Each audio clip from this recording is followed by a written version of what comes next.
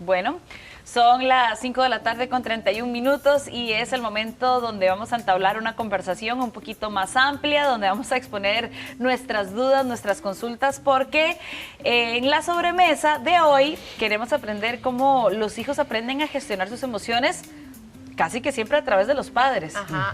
O qué herramientas podemos utilizar para enseñarles de manera correcta y asertiva a hacerlo para su futuro. Tenemos a Gabriela Garro, quien es psicóloga infanto-juvenil o de niños y jóvenes. Y qué tema más importante, porque si uno tiene hijos o para los padres que nos están viendo, ¿a partir de qué edad podríamos decir que hay que gestionar las emociones de nuestros hijos? Porque los primeros años el niño comienza a comunicarse, a socializar, pero ¿a partir de qué edad ya se puede gestionar una emoción?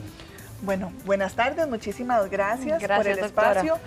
A ver, cuando hablamos de emociones o cuando hablamos de hijos o hijas en general, todo empieza desde el embarazo, inclusive antes. Wow. Porque desde la constitución de la pareja ya vamos transmitiendo la forma como nos comunicamos, cómo nos relacionamos, etcétera. En el tema particular de las emociones es sumamente importante tomar en cuenta que todo lo que yo como mamá, todo lo que yo como papá o como persona adulta haga, aunque el niño o la niña no lo vaya a entender literalmente, su cerebro sí lo va a ir configurando. Claro. Entonces podemos remitirnos inclusive al embarazo en la forma como le hablamos, el tono de voz que utilizamos, para poder ir generando toda esa cercanía y poder ir generando todo el vínculo que empieza desde esta etapa del embarazo. Ya una vez que nacen, pues ya vamos abordándolo un poquito diferente. Cuando un niño, no voy a decir un bebé, pues porque un bebé creo que entraría en una ecuación distinta, y si no, que la doctora me corrija, pero un niño pequeñito, 1 año y medio, 2 años, que empiezan con los famosos berrinches, que la verdad al final yo no sé si es un berrinche o es una manera de comunicación porque no le han enseñado otra mejor. Ajá.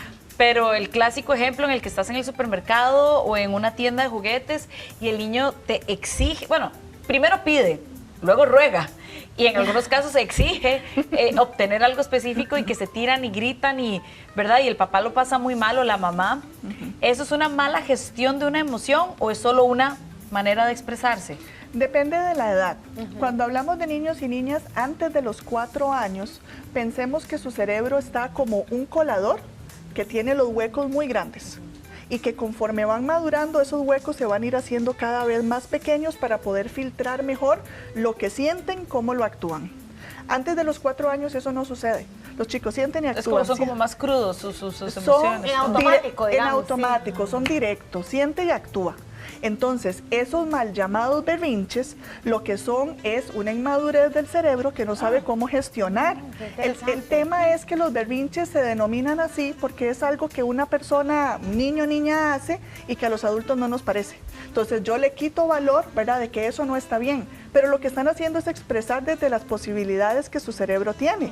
Cómo les vayamos acompañando va a ser lo que marque la diferencia en que esos huequitos del colador, ¿verdad?, se vayan cerrando. Y nosotros somos el adulto, digo, Exacto. a veces es que no entiendo, no sé qué es lo que quiere. O sea, tenemos, me imagino yo, que detenernos, respirar, no sé, Lai nos podrá dar más detalle porque yo no he tenido hijos, pero me imagino que puede ocurrir un poco de esa manera, como que detenerme y ver cómo puedo acercarme a él para que la comunicación sea efectiva. Ya una vez que pasan los 4 años, doctora, tenemos que ser como conscientes de entender cuál es el lenguaje que ellos manejan, el lenguaje del amor que ellos manejan, o ¿verdad?, para poder hablarles de la forma que ellos sí puedan entenderlo, y no que sea como percibido como que uno los está regañando y que más bien uno pueda tener como la respuesta contraria de rechazo, no me diga nada, no acepto lo que me está diciendo. Es que en todo momento se necesita hacer una corrección, se necesita acompañar en la gestión de las emociones. Lo que necesitemos hacer, siempre necesitamos colocarnos como personas adultas, con apertura de escucha, con calma. La calma se transmite no solo a través del cuerpo, sino a través de la mirada también. Si yo estoy viendo a alguien con una mirada como muy firme, muy callada, fuerte, pero estás... Exactamente. Los míos, yo tiendo a abrir mucho los ojos, y cuando regaño a mis sobrinos, que jamás ha sido un regaño significativo, siempre es como, hey, platos, lo que sea, yo tiendo a abrir mucho los ojos y ellos, hey, platos. Bueno, los míos así y ellos así. Yo no puedo. Entonces ya no sé qué le está diciendo a la y yo, sí, es que yo tiendo a abrir mucho los ojos. Y claro, bueno, hablándole a un niño. Cálmate, eso Sari. es sumamente importante, porque además estamos en una altura diferente, con nuestro tono de voz, ¿verdad? Entonces hay que alinearse con esa otra persona para poder realmente conectar. Cuando yo conecto, ahí se me abren las puertas para poder comunicarme mejor. ¿Y cómo nos alineamos cuando ya pasan a ser adolescentes? ¿A partir de qué edad? Y no sé si es un número o es simplemente cuando sintamos que ya la madurez les llegó un poquito pues más, ¿verdad? Porque a veces puede ser a los 8, yo he visto niños de 8 años impresionantemente maduros, o a algunos que les toca hasta los 14, 15, o algunos que nunca maduran, ¿verdad? Hay adultos también muy inmaduros. Pero entonces, ¿cómo entendemos ese proceso de pasar de la niñez a la adolescencia para gestionar la emoción? Yo creo que se pone interesante el tema porque cuando llegamos a cierta edad, digamos que alrededor de los 8 años, vamos saliendo de lo que es la infancia, ¿verdad? Toda esta primera parte donde el cerebro va desarrollando, madurando, etcétera. Pero en esta transición de infancia a preadolescencia y adolescencia sucede algo en el cerebro que se llama poda neuronal. Eso significa que el cerebro corta conexiones de lo que cree que en esta nueva etapa ya no le va a servir. Entonces, muchas de las cosas que se aprendieron durante la infancia, el cerebro empieza a desechar. ¿Y solo pasa una vez en la vida o ya adultos nos puede volver a pasar? No hay doble poda, es una unipoda. Sucede a esa edad. Es una monopoda. Exacto, sucede a esa edad, en esa transición hacia la preadolescencia, que digamos que puede ocurrir alrededor de los 9, 10 años, aproximadamente, más o menos, dependiendo de la persona. Pero, ¿qué significa esto? Significa que estas rutas que se habían creado en el cerebro entre las neuronas empiezan a perderse, porque el cerebro en adolescencia se transforma para lo que va a ser para el resto de la vida.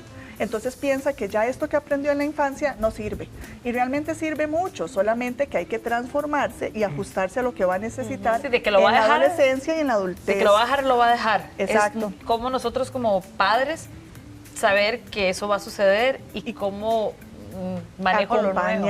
Claro, ahí el truco es siempre tratar de volver a instalar esto que se corta, conductas que se pierden, ¿verdad? Esto que los papás o las mamás dicen es que ayer era otra persona, ¿verdad? Es que lo que le gustaba ayer ya hoy no le gusta y yo no entiendo. Bueno, empiezan a darse muchos cambios en el cerebro y hay que tener paciencia para entender. Hay una frase muy linda en estos temas que es: no es personal, es cerebral.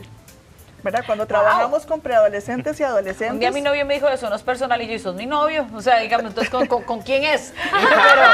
Pero es que ella tiene 35. Eso es otro tema. Ese es otro tema. Pero en el caso de adolescentes y preadolescentes, no es personal, es cerebral.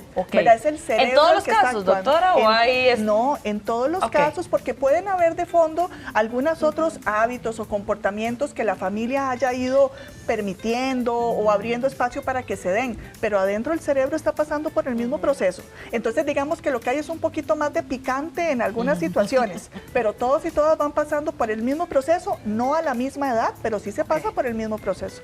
Wow. Los niños a veces se comunican, y vuelvo un poco a los niños, con monosílabas, o sí, no, ¿verdad? Los adolescentes también. Los adolescentes también. Bueno, y ahora emojis. Y ahora creo que las nuevas generaciones y la generación beta 2.0 y todo esto se comunican cada vez menos. Sí. ¿Cómo podemos traducir lo que nos están diciendo? Porque a veces, hey, mi amor, ¿cómo te sentís hoy? Bien.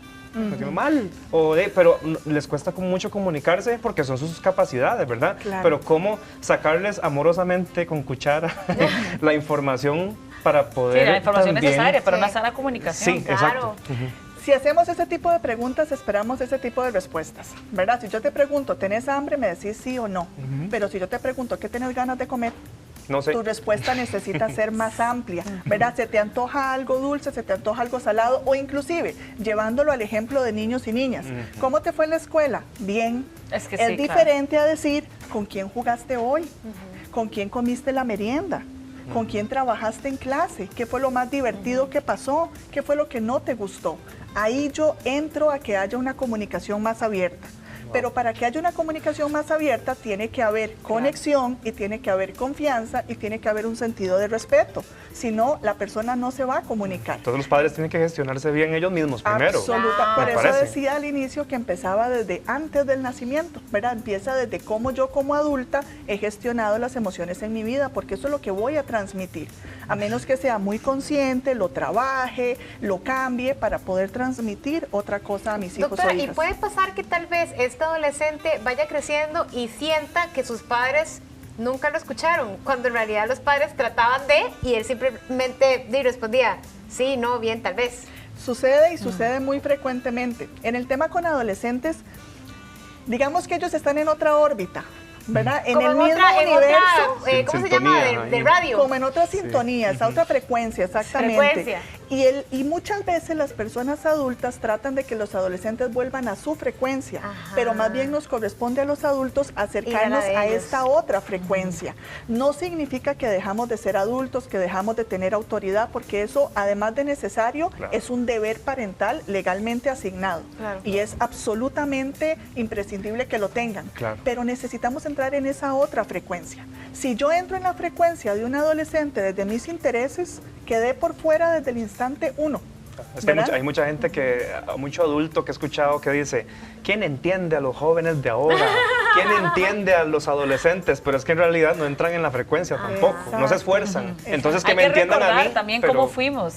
O sea, a veces yo tengo 5 sobrinos y al menos los más grandes yo a veces los veo yo. En una me veo así, es un espejo. ¿Qué tiene el mayor? 14.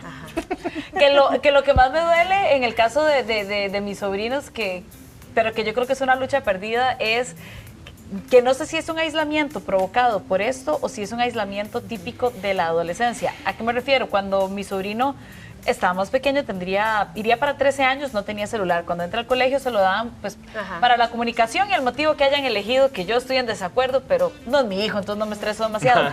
Pero ya él ya cuesta que te cuente chistes, ya las respuestas en el caso de él son monosílabos, siempre estoy cansado, siempre tengo pereza, que sé que es muy típico del adolescente, pero qué tanto el celular además los está como obstaculizando aún más ese proceso, que ya era complejo sin esto. Absolutamente en todo. A ver, los dispositivos vinieron para quedarse, ¿verdad? O sea, hay que aprender a utilizarlos en todos los ámbitos de la vida a nuestro favor, pero necesitan una educación especial, una educación particular de cómo utilizarse, porque generan una adicción inmediata. Entonces, un cerebro que está en desarrollo, que está sediento de esta adrenalina, porque en la adolescencia el cerebro se desarrolla a partir de la adrenalina. Entonces, el dispositivo le genera esta adrenalina por todos los riesgos, por todos los recursos, todo lo que les hace sentir bien, entre comillas. Un cerebro que está sediento de esto y lo obtiene de manera tan inmediata, se va a ir resbalado, ¿verdad? Y no hay un tema de que es que usted no aprende a ponerse un límite, es que el cerebro no está preparado para poner un límite y nos corresponde a las personas adultas. Pero además, a nivel emocional, los dispositivos anestesian, desconectan a la persona de su sentir interno. Entonces les cuesta muchísimo poder reconocer cómo se siente, por ejemplo, la frustración.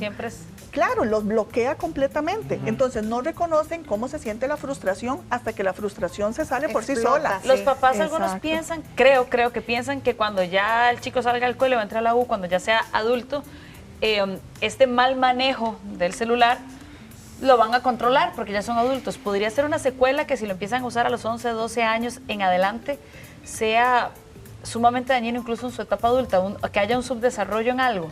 No necesariamente como un subdesarrollo a nivel orgánico, digamos, pero sí en habilidades, ¿verdad?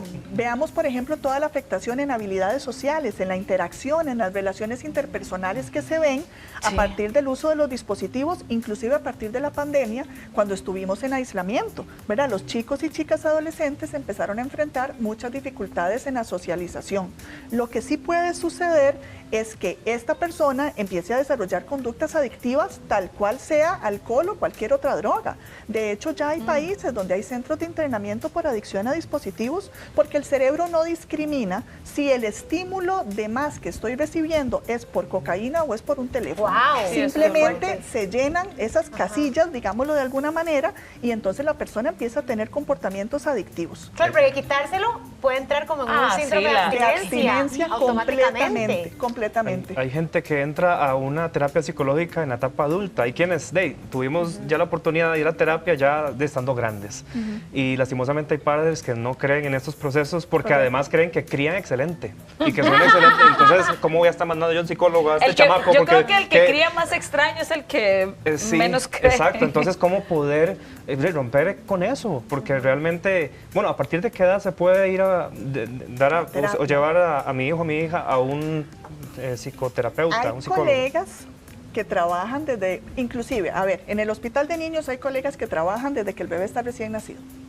Pero en procesos más como de vínculo, ¿verdad? Que por situaciones difíciles en el parto, por alguna enfermedad o demás, se especializan en trabajar en cómo establecer este vínculo, esta conexión con la madre o con las figuras adultas desde el momento del nacimiento.